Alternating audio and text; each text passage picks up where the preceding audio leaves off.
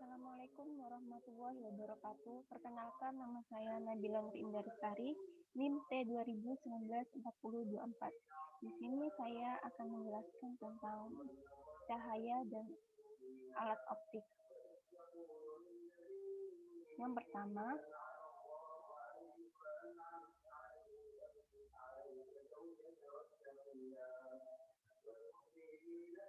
konsep cahaya, ciri-ciri dan sifat-sifatnya.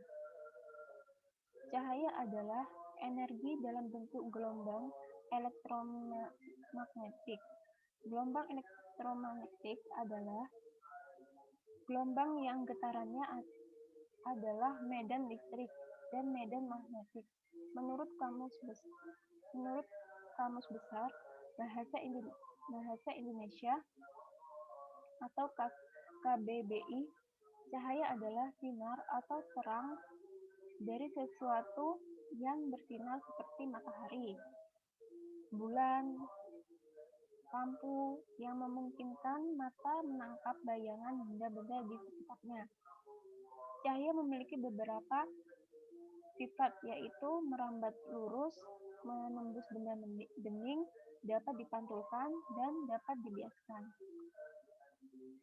Seperti gambar di samping ini. Selanjutnya, konsep penggabungan dan pemisahan warna pada cahaya.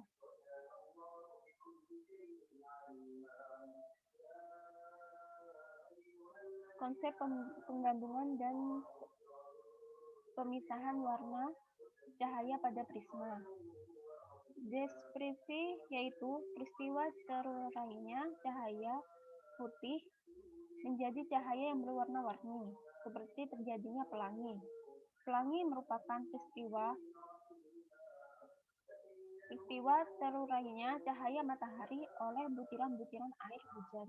Peristiwa peruraian cahaya ini disebabkan oleh berdasarkan indeks bias dari masing-masing cahaya, di mana indeks bias cahaya merah paling kecil, sedangkan cahaya ungu memiliki indeks bias paling besar. Cahaya putih yang dapat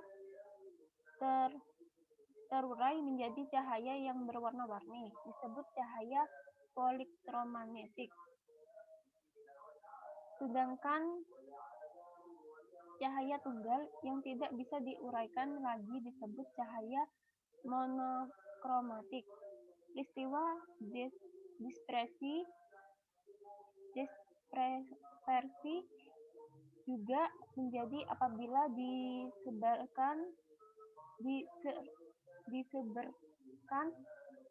diseberkas cahaya putih, misalnya cahaya matahari dilewatkan pada suatu prisma. Selanjutnya, ciri-ciri, sifat, dan karakteristik cermin datar dan cekung. Ciri-ciri cermin datar, sebagaimana namanya, cermin datar cermin ini berbentuk datar, tidak melengkung. Cermin ini membentuk bayangan yang bersifat maya, tegak, dan sama besar. Manfaat cermin datar biasanya dipakai untuk berkaca sehari-hari, kemudian sebagai komponen dari periskop. Sifat-sifat cermin datar yaitu bayangan pada benda akan terjadi tegak dan semu. Yang kedua, bayangan semu merupakan bayangan yang bisa dilihat ke dalam cermin tetapi pada tempat bayangan tersebut tidak ditemukan cahaya pantul. Yang ketiga, pada bayangan tersebut besar dan tingginya sama dengan besar dan tinggi pada benda sebenarnya. Yang keempat, pada jarak bayangan benda sama dengan jarak benda dengan cermin.